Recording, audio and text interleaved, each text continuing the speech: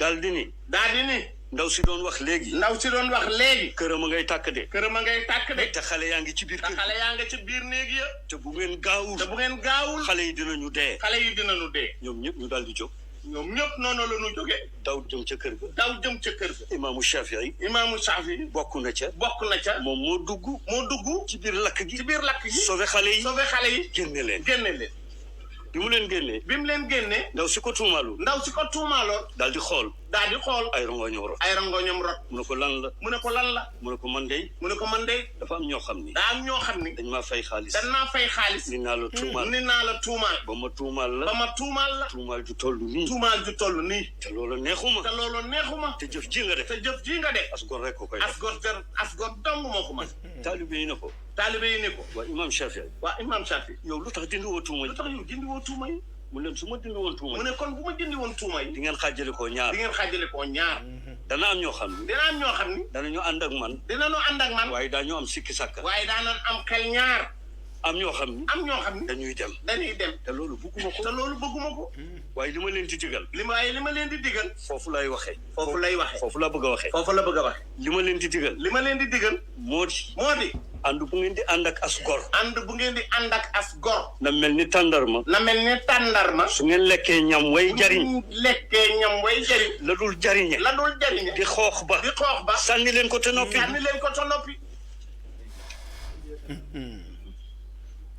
sutura dafa baax. te nit ki boo ko luñutoo. gis ci moom sikk. waaye yow mi koy luñut. luñutul sa bopp. luñutul sa bopp. boo xoolee sa bopp. gis sa sikki bopp. war na laa doy. ba ngay joxoñ sa morom. loolu dafa bokkoon ci njàngale sëriñ.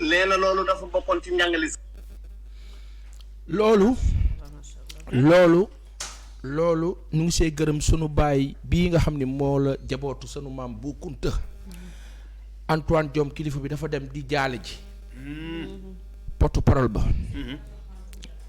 sunu baay Abdourahmane foofu te Njaasaan wax ak moom dégg nga lim ko liyaa dégg na ko baax wax ak moom lu am solo yóbbante la li ngaa luñ jurtu lijjanti ko ci sa bopp. la ilaha illallah. kilifa yi nag nu ngay wax. bii moom leer na. am na ñeneen ñu waxee neneen bii itam leer na liyaar na ko lu ñu wax liyaar dakaa liyaar. nga xam ni wax bu leer la. paasan boo xam ni ñi nga xam ni. xëy na dégg nañu. bu baax li mu wax te defe naa kilifa yi dégg nañu aussi waaye nag wax. kii wax yàlla na daje ku wowlewul. ca yàlla. Baye Diaga. est-ce que xam nga lan moo la wowle. moo le dëgër bopp. déedéet. mooy. oh Baye Diaga du dëgër bopp de. koor sàmm. wowle du dëgër bopp de. xam nga lu dëgër lu mu dëgër. daanu ko seeyal wala daanu ko tas. maa ñu noyal ko. wowle xam nga la mu doon. la ilaha illallah dafa mel ni lari tax loo xam ni loo si jéem daxaat glissé sa loxo. day barasi ko. loolu moo la wowle yàlla bu mu dal nit. dëgg la. yàlla na kilifa yi dégg forcé rek obsession naaka nu la. ma résumé wax ji li xalif wax yëpp yonent bi tënk na ko ci ñaari baat ba ñett. danay ij'al nafsaka mizanan fii ma baynaka wa bayna ghayri zalika sallallahu alayhi wa sallam mu ne bu ma wóori ne yar bii ma yore Pa Assane kurpañ bii ma yore yéene naa ko Pa Assane subhanallah bi maana waa beneen kon waa ba yéene naa ko diw waaw yéene diw neel yéene naa ko diw bilaay moom li mu dëgg barke bàyyi làmmiñ baaxul neel kurpañ bi yéene naa ko diw yéene naa ko diw neel yonent bi yéene naa ko kisanal Sénégal yonent bi ne ko dama ko nar a dóor bi maanaam dama ko nar a dóor kurpañ bi yonent bi ne kurpañ boobu mu ne ko juble ko ci sa bët bi mu ne boo ko jublu sa bët bi mu ne nag na nekk en directeur mu ne nag sa bët bi na ndax day def étoile mu ne waxuma étoile mais saf gi mu saf yonent bi ne ko bu ko def nit dëgg tey mu ne ijaal nattal defal misaanan nattukaay fii ma bay na ko yow ak ki nga séqal bu dee xeex wala xuloo wala lu ñaaw la mun a nattal sa bopp bu ne wóor na sama soxna laa ñëw ne nii la def ak diw nii la def lu ci lu bon ba marché bi ne muy yéen waaw kii li wax nii mu ne koo doo ko def sa jabar ak say doom mu ne mu tàngate ko jabar jaamur moo tax mun a nattal sa bopp ci loo nar a def nit ku mu metti mun ko essayé sa bopp bala mu jëm ca kooka lii la xalifa général porte parole bi wax bi maanaam boo ko risi mooy doomu aadama kenn ku ne yaa ngi wax mais yaa ngi muutal loo xam bul ko yàlla weeraloon te ñëpp daw la mais nag ka fay nekk xoolal dégg na li ñu ko wax de avocat la mais est-ce que dana yóbbante li ñu ko wax waaye ki ko yónni mi ngi nekk en direct di ko déglu dama ne mag ñi dañoo waxa te li ñu wax nag sunal wax ci gàtt nag xam nga ba wax a gàtt yàlla njëkk a wax ñëpp respecté wuñu ko rasulaay ñëw jël wax ja maas ko dégguñu ko mag ñu baax waxaat gis ñu ko yàlla nag xaaral ma ñëw nag ñëw yàlla nag du xeex déedéet yàlla xam ne def day def ci xol yi ñëpp bañ la dana ci yàlla musal miin yaa rabbal alamin tey am na lu ngeen ndékkee tey am na lu gaa yi ndékkee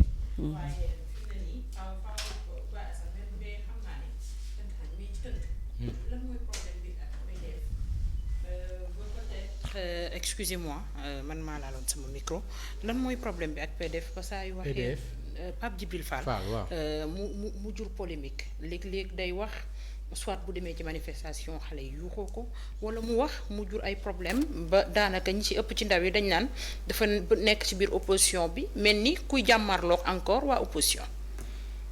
waaw c'est je sais pas moi suma Pape sama xarit la ndeysaan j'ai du mal à parler de lui comme ça.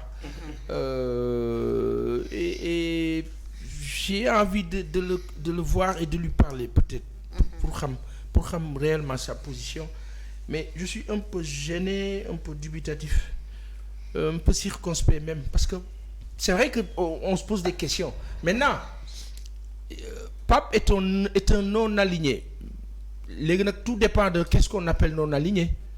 Lan moo la non-aligné, soit c'est vert ou c'est jaune, c'est bleu ou c'est rouge, c'est noir ou c'est blanc, c'est africain ou c'est européen ou asiatique.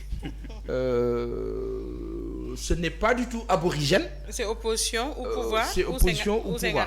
Voilà. Si tu peux pas être au milieu. Maintenant, chacun a son style. Je respecte aussi les styles. Il a sa vision. Pape il a une formation journalistique aussi. Dans le journalisme, il y a aussi ce petit sens-là d'équilibrisme qui fait que tu tires sur les deux en même temps, tu donnes raison aux deux en même temps, sauf qu'entre deux parties, il ne peut pas y avoir les deux qui ont raison. Tu as raison, il a raison. Non, c'est une seule personne qui a raison. Si deux personnes sont opposées, am na ci kenn ku ne si dëgg am na ci kenn ku newul si dëgg. Donc, reste à savoir. Sama xarit la billaay, j'ai pas envie de parler de lui comme ça, Pape.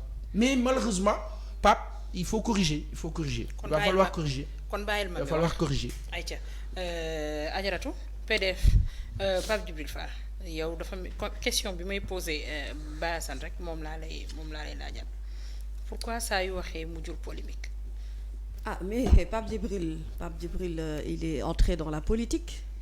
Politique nag dafa am ay effets négatifs am ay effets yoo xam ne dañoo positif.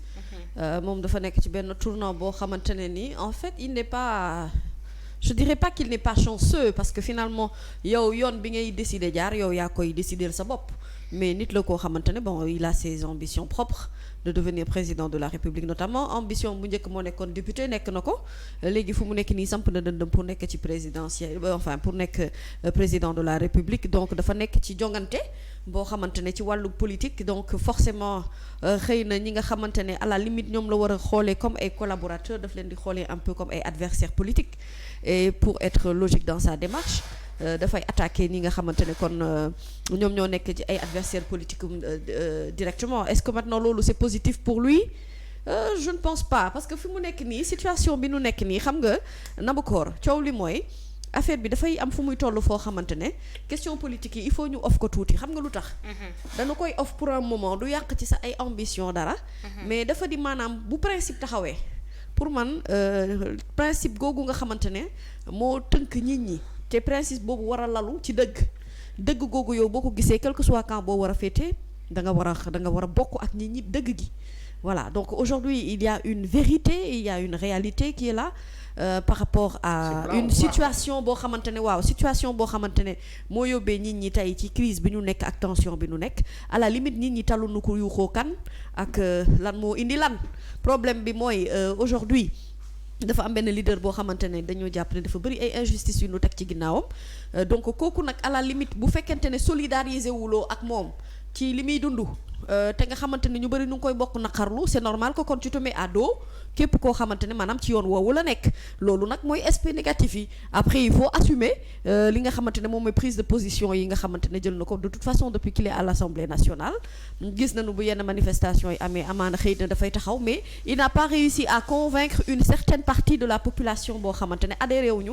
un petit discours am adhéré wuñu également ci actes yi muy posé donc loolu est-ce que c'est sûr que dina am benn poids boo xamante ne dina ko peser ci élection présidentielle yi ñu jëm mu samp ci ndëndëm naam mais moom rek sampul ndëndëm ci ay leaders yoo xamante ne dëgg-dëgg bëgg na noo yootu réew mi dafa di rek xëy na ñenn ñi ils ont plus peut-être l'intelligence je vais dire de pouvoir pas s'allier mais tout simplement d'être ñu am compassion par rapport ak situation bi ñuy dund noonu et que moom il a choisi tout simplement d'avoir une certaine position quand bu ciblé par rapport ak ay nit ñu ciblé ñu muy waxal après nag bon c'est l'avenir politique qui va déterminer l'avenir de ce Pape Djibril Fall là que nous on découvre en politique et surtout ñu seetlu ne ben voilà c'est quelqu'un qui assume. dindil sa bi yow.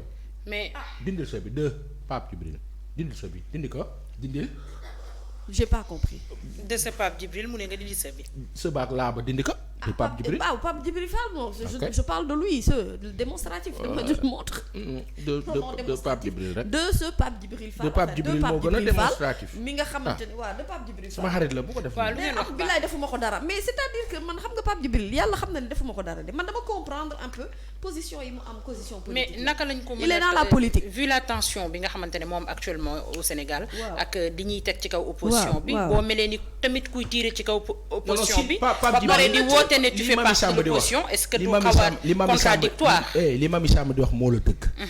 moi j'ai essayé parce que j'ai un ami voilà Mami dafa jaar ci digg bi Pape Mami dafa ne tegul ci yoon bi loolu la Mami wax tegul ci yoon bi mooy dëgg baa ngi nii nga wax ko du dëgg bi nga kii waaye nag malheureusement aussi hélas c'est sa position hélas il va falloir l'assumer le public est là le public est en train de nous regarder et c'est le public qui juge. Au Sénégal, on est arrivé en 2023 où le Sénégalais n'est plus le Sénégalais de 1980, 90 ou 2000. Maintenant, c'est le Sénégalais rakintak, comme Mami Samba elle dit, démonstratif, dans le sens de montrer, de désigner du doigt. Aw akadef, aw la, aw adef li, aw la ñaaw li akadef, law la. C'est ce que Mami a fait. Hélas, Pape, il va falloir revoir les cartes et avoir le conseil de qualité qu'il faut. waaw ba pare yokku ci sax man li ma bëgg a wax mooy ne aujourd'hui xam nga Pape Djibril c'est un jeune politicien Nabokor. Il n'a pas encore fait beaucoup de choses en politique en vrai. Il a réussi peut-être à mu dugg Assemblée nationale. loolu c'est presque une chance pour lui parce que rares sont les personnes yi nga xam ne dañuy dugg ci politique rek automatiquement am ci dara. moom dugg na ci politique yàlla def na ko mu nekk député. donc aujourd'hui il est dafa nekk ci beneen yoon boo xamante ne dafa bëgg yootu président normal na xale la. Il a des ambitions politiques mais pour moom maanaam pour mu mën a am avenir politique bi nga xamante moom la maanaam hostilité yi ce n'est pas une bonne méthode une bonne stratégie politiquement pour que mu mën a dugg ci biir game bi parce que game bi daf fi fekk ñoo xamante ne danoo politique lu yàgg. ku jël ku mel ni Khalifa Sall yàgg na ci politique Malick Gakou yàgg na ci politique yaa ngi dégg. Aminata Touré naka noonu ak ñeneen ñu ma ci mën a citer kenn koo xamante ne xëy na amaana bon il est un peu comme Pape Djibril parce que mënuñu wax ne am na carrière politique bu yaatu mooy Ousmane Sonko sauf que lui c'est un phénomène après lui aussi Ousmane Sonko c'est la vérité du moment ce qui fait que donc moom man Pape Djibril j'aurais aimé bu defee conférence de presse mooy ne tout simplement d'abord mu naxarlu li nga xamante ne moom mooy situation bi fi am ci wàllum politique naqarlu ñi nga xamante ne ñoom ñoo fi ñàkk seenu bakken yépp ak leneen lu ci def bien que je pense qu'il l'a fait mais c'était pas aussi xam nga timing communication na bu dafa am ak contenu communication ci moment bi ngay waxee dafa important jamono bii nu toll nii c'est-à-dire quand tu viens rek pour attaquer directement yow tu es complètement en train de fausser la donne wàcc nga ci yoon bi nga xamante ne foofu nga war a nekk lii dëgg ba dëgg mooy li ñuy def Ousmane Sonko du dëgg du yoon ñu bëri loolu la ñuy naqarlu force vive di ko naqarlu ñu nekk ci opposition bi ñu ci bëri di ko naqarlu te ñooñu mën nañu bañ a bokk gis-gis ak Ousmane Sonko bokkuñu itam ay projet ci ni ñu war a yore réew mi mais il suffit de se solidariser par rapport ak une réalité qui est là à partir de cela après boo demee ci ay joutes présidentielles dina am benn poids boo xamante ne noonu ngay demee mais Pape Djibril il a raté le coche depuis bi mu duggee Assemblée nationale et dëgg-dëgg gisuñu ko ci yenn combat yi mu am benn taxawaay bi mu war a am et c'est ça la vérité il a raté le coche à ce moment-là donc aujourd'hui venir nga daajaat beneen du coup marteau ci pont bi yaa ngi gën a enfoncer sa bopp et loolu ce n'est pas bénéfique pour sa carrière politique à lui Pape Djibril Fall sens boobu rek laay waxee mooy ne aujourd'hui moom mën na am position mais on le respecte mais ce n'est pas le moment encore moins la bonne communication et la stratégie est encore moins intelligente nga doxalee ko ci ni nga ko doxalee nii parce que du mo période boobu pour loolu d'autant que si on retourne un an en arrière avant les législatives le Pape Djibril qui était sur TFM dénonçait l'injustice contre Ousmane Sonko d'autant que et cela lui a valu quand même benn aura bi à un certain niveau maintenant là je sais pas qui c'est qui le conseille il ne l'aide pas yow kii waaw yaa Seydi Pa Assane mën a lakk arab